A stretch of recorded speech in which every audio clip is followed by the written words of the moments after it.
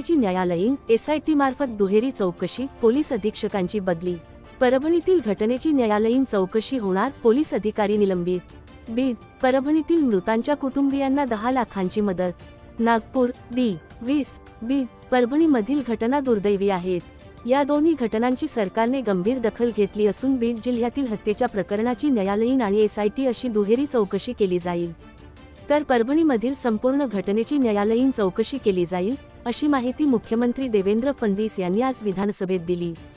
बीड, परभणी घटनांमधील दोन्ही मृतांच्या कुटुंबियांना 10 लाख रुपयांची आर्थिक मदत केली जाईल, असेही मुख्यमंत्र्यांनी जाहीर केले। त्यानुसार बीडमध्ये हत्या झालेल्या सरपंच संतोष देशमुख आणि परभणीमधील घटनाक्रमात मृत सोमनाथ सूर्यवंशी यांच्या कुटुंबियांनाही 10 लाखांची मदत देण्यात येणार आहे।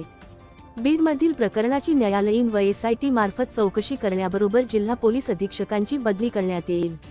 या प्रकरणातील दोषींवर मकोका अंतर्गत कारवाई करून बीड जिल्ह्यातील भूमाफिया, वाळूमाफिया गुन्हेगारीची पाळेमुळे खणू काढू, अशी स्पष्ट भूमिकाही मुख्यमंत्री श्री फडणवीस यांनी विधानसभेत मांडली। परभणीत पोलीस अधिकारी अशोक घोरबांड यांना निलंबित करून त्यांनी वाजवीपेक्षा अधिक पोलीस बळाचा वापर केला आहे काय, याची चौकशी केली जाईल, असेही त्यांनी सांगितले। बीड, परभणी येथील घटनेसंदर्भात विधानसभेत झालेल्या अल्पकालीन चर्चेला उत्तर देताना मुख्यमंत्री श्री फडणवीस बोलत होते। मुख्यमंत्री श्री फडणवीस म्हणाले की परभणी जिल्ह्यातील घटना अत्यंत दुर्दैवी आहे। भारताच्या संविधानाचा अपमान हा सर्व भारतीयांचा अपमान आहे, त्यामुळे हा अपमान सहन केला जाणार नाही। परभणी येथील कृत्य एका मनोरुग्णाने केले आहे। तो मनोरुग्ण असल्याचा स्पष्ट वैद्यकीय अहवालही उपलब्ध आहे। त्यामुळे अशा परिस्थितीत सर्व राजकीय पक्षांनी तणाव कमी करण्यासाठी प्रयत्न करणे अपेक्षित आहे। या प्रकरणात कोम्बिंग ऑपरेशन झाले नाही, परंतु पोलिसांनी वाजवीपेक्षा जास्त बळाचा वापर केला आहे का, याची चौकशी केली जाईल। ही चौकशी पोलीस अधिकारी अशोक घोरबांड यांना निलंबित करून करण्यात येईल। परभणीत सकल हिंदू समाजाचा मोर्चा हा सर्वपक्षीय होता। या मोर्चात बांगलादेशमधील हिंदूंसंदर्भात मागणी करण्यात आली होती, त्यामुळे ही हिंदू विरुद्ध दलित अशी दंगल नाही।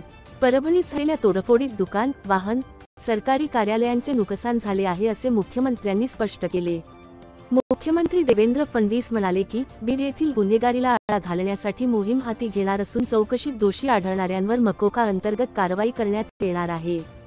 बीडमध्ये आवाडा ग्रीन एनर्जी कंपनीने गुंतवणूक केली आहे। या कंपनीची कामे आम्हालाच द्या किंवा खंडणी द्या, अशी मानसिकता काहींची तयार झाली आहे। त्यामुळे बीड प्रकरणातील मास्टरमाइंड कोणीही असला तरी त्याच्यावर कारवाई केली जाईल। या प्रकरणात प्रत्यक्ष अप्रत्यक्ष सहभाग असणाऱ्यांवर देखील मकोका अंतर्गत कारवाई करण्यात येईल।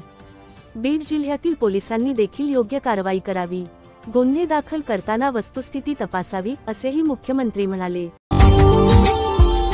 Subscribe now and press the bell icon. Never miss an update.